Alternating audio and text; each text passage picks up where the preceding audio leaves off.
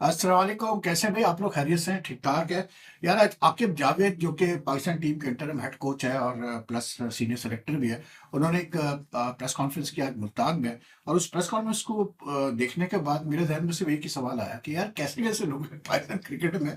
यानी कि मतलब पूरी प्रेस कॉन्फ्रेंस पे एम्फेसिस इस चीज़ पे था, ये मतलब बताना चाह रहे थे जो जर्नलिस्ट हमारे बैठे हुए थे वहाँ पर, कुछ एक उनमें से, कि जी पाकिस्तान जो स्पिन पिचेस बना रहा है ऑफ रिसेंट, जो लास्ट ईयर से स्टार्ट किया पाकिस्तान ने ये सिलसिला कि स्पिनर्स पे बैंक कर रहे हैं, स्पिन पिचेस बना रहे हैं कि स्पिनर्स को हेल्प मिले और मैचेस जीत रहे हैं। तो ये पाकिस्तान क्रिकेट को आगे नहीं लेके जा रहा है, ये पीछे लेके जा रहा है पाकिस्तान क्रिकेट को। तो आकिब ने बड़ी अच्छी बात की, उसने कहा कि भाई मतलब ये अजीब एक मतलब मेरी तो समझ में नहीं आ रहा कि ये क्रिटिसिज्म किस बात का हो रहा है। इसलिए क्योंकि ये कोई बात ही नहीं बनती है कि आप कहें कि पेसर्स अगर मैच जिता दे तो पाकिस्तान क्रिकेट आगे जा रही है, और अगर स्पिनर्स जिता रहे हैं स्पिन पिचेस पे तो जो है पाकिस्तान क्रिकेट पीछे जा रही है। आई डोंट नो यार, मतलब हमें तो खुश होना चाहिए कि यार हमने एक फॉर्मूला ढूंढ लिया है कि हम एट होम जीत सकते हैं against teams, against visiting teams. और ये कोई फॉर्मूला कोई आज का नहीं है कि ये कोई आकिब जावेद ने कोई ऐसी चीज की, अनहोनी चीज की हो जो कभी पाकिस्तान क्रिकेट में देखी नहीं गई हो।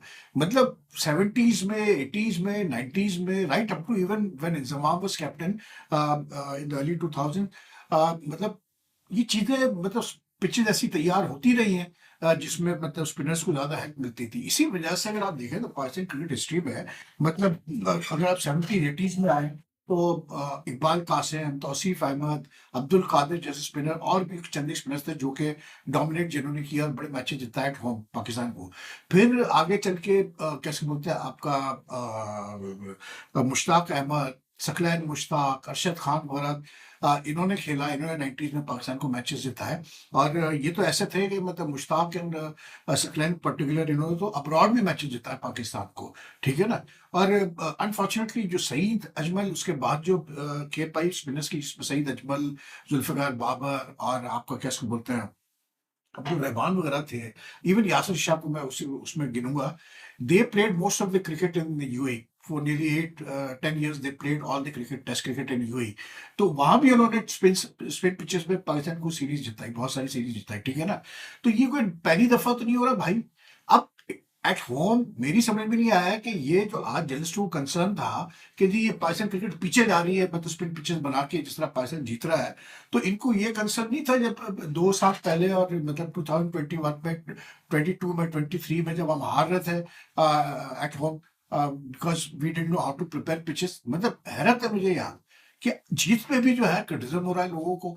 मतलब क्या पाकिस्तान करे तो क्या करे, मतलब एक सिंपल एक फॉर्मूला बन चुका है आईसीसी वर्ल्ड टेस्ट चैंपियनशिप का, सारी टीमें ये कर रहे हैं। आपके made a very valid point कि साउथ अफ्रीका ने लास्ट 2-3 इयर्स में जितने होम सीरीज उन्होंने खेली है, कोई टेस्ट मैच ऐसा नहीं है जो चौथे दिन से आगे गया हो। 3 दिन में, 4 दिन में मैचेस खत्म हुए, ढाई दिन में भी मैचेस खत्म हुए, 2 दिन में भी मैचेस खत्म हुए। वो ऐसी पिचेस बनाते हैं पेसर्स को जो क्या हेल्प करती है। तो भाई फिर हम क्यों, हमारे लोग क्यों शर्मिंदा हो रहे हैं इस बात पे कि अगर हम स्पिन पिचेस बना रहे हैं और हमारे स्पिनर्स इतने अच्छे हैं कि वो हमें मैचेस जिता रहे हैं। लेकिन बहरहाल आकिब ने अच्छी बातें की प्रेस कॉन्फ्रेंस में, and I think is right, he is got this right. मतलब nothing wrong if you want to prepare spin pitches. लेकिन सिलेक्शन के मामले में, क्योंकि आकिब सिलेक्शन कमेटी के पे हिस्सा है, तो सिलेक्शन के मामले में मुझे कुछ मतलब कॉमेडी लग रही है यार कि मतलब एक तो ये जितना लंबा आप करते हैं टीम के अनाउंसमेंट को तो फिर हर किस्म की स्पेकुलेशन चलती है। अब मैं देख रहा था कि जी ये जो बांग्लादेश प्रीमियर लीग हो रहा है या इंटरनेशनल लीग हो रही है वहां पर दुबई में, अब उसके बेसिस पे प्लेयर्स के नाम लिए जा रहे हैं, मतलब फेंके जा रहे हैं नाम कि जी ये चैंपियंस ट्रॉफी लिए कंसिडर होता है। जैसे खुशदिल शाह का नाम आया तो मैंने लिटरली कान पकड़ लिया, I am being very honest. इसलिए क्योंकि भाई आपको अभी भी अगर समझ में नहीं आती है बात सिंपल सी कि आपने एक प्लेयर को ट्राई करके देख लिया इंटरनेशनल लेवल पे, एक को नहीं बल्कि 5-6 ऐसे प्लेयर हैं जिनको आपने इंटरनेशनल लेवल पे खूब खिलाया 2 साल तक, और वो नहीं परफॉर्म कर पाए, जब वक्त आया वो परफॉर्म ही नहीं कर पाए, ठीक है ना। अब वो जाके डोमेस्टिक में जितने भी रन कर ले या वो लीग्स में जाके कितने भी रन कर ले, it just highlights my point all the time कि यार लीग क्रिकेट में और इंटरनेशनल में बड़ा जमीन आसमान का फर्क होता है। अब लीग में अगर खुशदिल शाह साहब रन कर रहे हैं तो उसका मतलब ये है कि अब उनका नाम आ रहा है जी, वो मतलब पाकिस्तान टीम में चैंपियंस ट्रॉफी स्क्वाड के लिए कंसिडर हो रहे हैं। तो यार वो T20 लीग खेल रहा है और आप बात कर रहे हो यहाँ पर चैंपियंस ट्रॉफी की जो 50 ओवर की क्रिकेट है। तो मतलब यार अजीब लोग हैं, अजीब मतलब एक क्रिकेट सेंस है, मेरी समझ में नहीं आता। मतलब ऐसे-ऐसे लोगों के नाम लिए जा रहे हैं सिलेक्शन के लिए कि मैं खुद हैरान हूँ।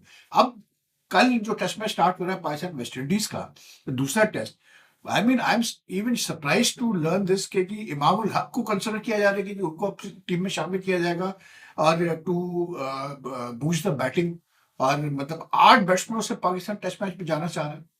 खुर्रम शहजाद जो लोन पेसर थे पहले टेस्ट में, उनकी जगह इमाम को डाला जा रहा है। यानी कि इमाम को अगर आप कल खिलाते हैं तो उसका मतलब ये कि पाकिस्तान टेस्ट मैच जो खेलेगा वेस्ट इंडीज से, 8 नंबर पे सलमान अली आएगा बैटिंग, सलमान अली आएगा बैटिंग करने के लिए। यानी कि अगर आप शान मसूद, मोहम्मद हुरैरा, कैसे बोलते हैं अपना इमाम, कामरान गुलाम, रिजवान, बाबर, सलमान अली आपको गिने तो 8 बैट्समैन। वो कौन सी टेस्ट टीम 8 बैट्समैन खिलाती है भाई? कि 8 नंबर पे स्पेशलिस्ट बैट्समैन आ रहा हो आपका, ठीक है। और 30 स्पिनर्स पे आप सोच रहे हैं कि हम सिर्फ 30 स्पिनर्स में जाएंगे, अबरार, नुमान और कैसे बोलते हैं अपना साजिद, ठीक है। Sajid, Abrar, Noman bowled very well, मतलब in the first test, and Noman and Sajid have been bowling well, they bowled well against England also. लेकिन यार अब इतना भी नहीं करो भाई कि आप बिल्कुल ही मतलब ऐसे कर दो कि पेसर का कोई रोल ही नहीं है टेस्ट मैच में। और आपको क्या जरूरत है 8 बैट्समैन खिलाने की? Let the batsman who are playing, जो एक एक जो आप जब बाहर जाएंगे खेलने के लिए तो आप लोग जो नॉर्म होगा कि 6 बैट्समैन, एक मतलब allrounder, 4 bowlers, follow that norm even here. इसलिए क्योंकि ठीक है अभी आप टेस्ट मैच में स्पिन पिचेस बना रहे हैं, तो डोमेस्टिक में तो आप रखे ना ऐसी पिचेस के जहां पर के पेस बॉलर्स का भी रोल हो और बैट्समैन को टेस्ट मतलब हो हर किस्म की पिच पे। तो आप इनको टेस्ट होने दें बैट्समैनों को, जो है 7 बैट्समैन आप खिलाए अभी तक, पिछले 3-4 टेस्ट में आपने खिलाए, सलमान अली आगा जिसपे 7 नंबर पे आता है। क्या जरूरत है भाई आपको 8वां बैट्समैन खिलाने की? मतलब makes no sense to me यार। आप एक पेसर तो रखो टीम में यार, हर सूरत में रखो। यू नेवर नो कब आपको जरूरत पड़ जाए एक पेसर की। मैं यही कहूंगा कि यार खुदा के लिए लीग्स, मतलब ये जो बातें चल रही है, इसको ले आओ उसको ले आओ, शादाब का नाम भी आ रहा है तो जी फला का नाम भी आ रहा है, इमाम का भी नाम आ रहा है। खुदा के लिए यार क्यों एक अच्छी खासी बनी बनाई एक वनडे स्क्वाड आपका बना हुआ है, उसको क्यों आप छेड़छाड़ी करना चाहते हैं? एक साइम अयूब भी इंजर्ड हुआ है ना यार, तो साइम अगर नहीं भी खेलता ठीक है, कोई फर्क नहीं पड़ेगा यार। साइम की जगह आप फाकिर जमान को डाल दे, खत्म गई बात। रही बात अब्दुल्ला शफीक की, अगर आपको अब्दुल्ला शफीक की फॉर्म पे प्रॉब्लम है, which I think is like you know, मतलब अब्दुल्ला शफीक जैसे प्लेयर को आप आराम से खिला सकते हैं चैंपियंस ट्रॉफी में। The guy has the temperament. In the last world cup in India, in 50 over world cup in India, he played very well. तो ठीक है अभी उसका थोड़ा सा लीड पीरियड चल रहा है, उसका मतलब ये नहीं कि आप मतलब उसको डिस्काउंट कर दें। And plus I keep on saying this कि यार जहां आपको एक बैलेंस रखना पड़ता है राइट हैंडेड बैट्समैन और लेफ्ट हैंडेड बैट्समैन का, ओपनर्स खास करके राइट लेफ्ट का कॉम्बिनेशन बहुत ज्यादा मैटर करता है। तो आप अब्दुल्ला शफीक को ही रखें। अगर आप अब्दुल्ला शफीक को नहीं भी रखना चाहते हैं तो भाई फिर आप शान मसूद को ट्राई करके देख लें, मतलब वनडे में। लेकिन ये इमाम और शादाब, अब शादाब औसाम मीर तक का नाम आ रहा है जी, लीग की बेसिस पे औसाम मीर का तक का नाम आ रहा है। किस लिए भाई?